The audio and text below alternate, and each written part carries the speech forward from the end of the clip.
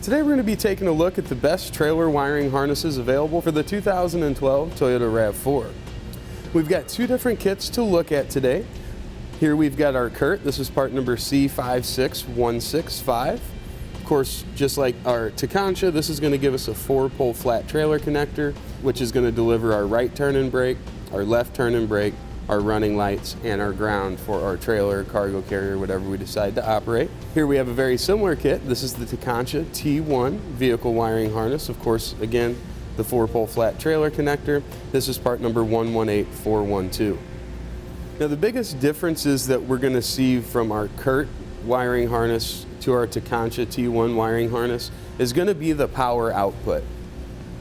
For our running lights on the Tekonsha, we've got 4.2 amps. For our turn and for our brake signals, we're going to have 2.1 amps per side. When we look at the Curt, this is going to have 3 amps for the turn and brake signal per side, and it's going to have a total of 6 amps for our running lights. So with the RAV4, you're not going to be hauling extremely large trailers. But if you do have a trailer that has a lot of incandescent style lights, you might want to opt for the Curt because it does give us that little bit of additional power. For your standard cargo carriers, for your small utility trailers, or trailers that have a lot of LED lights, both of these are going to work out just fine for you.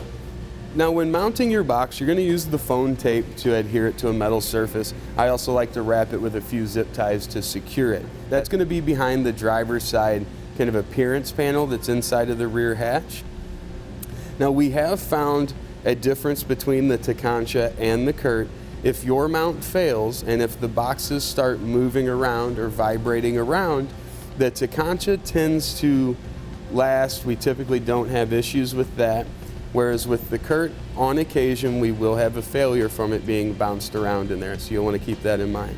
Now both of our wiring kits are going to have a plug or a cover that's designed to fit over our 4-pole plug. You'll see with the Curt, we're going to have a detachable style. This just slides over. It's going to sit around the wiring.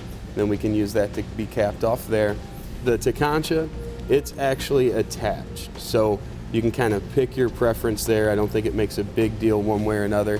And one thing you do want to keep in mind, unless you plan on doing a custom installation, your 4-pole is going to stay in the back of your vehicle. It's going to be tucked underneath your rear floor covering, and you'll pull it out and over the door sill whenever you need it. Now both wiring harnesses are designed with a powered converter box, which means there's going to be a 12-volt wire that we're going to run from the box up to the battery in our vehicle. When we make that connection, both of our harnesses are going to include a fuse holder. This is going to allow us to safely tie in to the vehicle's battery and have that connection fuse protected, so we never have to worry about any issues causing issues with our vehicle battery or overloading a particular circuit or anything like that. Now the purpose of our converter box is kind of twofold. One, it's going to prevent any overloading of our circuits. So we're not drawing power through our vehicle's lighting system to send out to the trailer. It's a standalone 12-volt power source, so it provides its own power. All we need are the signals to turn the switches inside of our box on and off. Now this is also going to protect our vehicle by isolating the trailer from the vehicle. So if we have any shorts or any problems with our trailer, we're not going to have to worry about those getting into our vehicle's wiring system and causing us issues there. Now the power converters are going to take the signals from behind the driver's side and passenger side tail light housings. Going to run into our box there, where it's then sent out as a usable signal again for our trailer or for our cargo carrier. Now as far as installation of these go, they're going to be almost identical. Both of them have a ground wire, which are going to require us to use a small 1/4-inch self-tapping screw to secure. You'll secure that to a piece of body metal located close to the converter box itself. Now both kits are going to have the connectors that you're going to need. They're going to have foam tape to help mount our box, and also some zip ties, again, to help mount our box, get everything in there, and also to support our 12-volt wire as we run that up to the front of the vehicle. Now, it would be a good idea to have some extra zip ties on hand, because You want to make sure your wiring and your box is nice and secure, so the more the merrier. So to kind of wrap this up and give you kind of a quick summary, the ease of installation is going to be identical between the two wiring harnesses.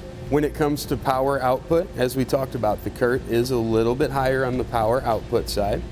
And when it comes to durability, if your mounting location fails, if your zip ties and if your foam tape fail, the Tekonsha is definitely the one that seems to be a little bit more resilient to that. And that's going to complete our look at the best trailer wiring available for the Toyota RAV4. Click the link below to shop, learn more, or visit us at etrailer.com.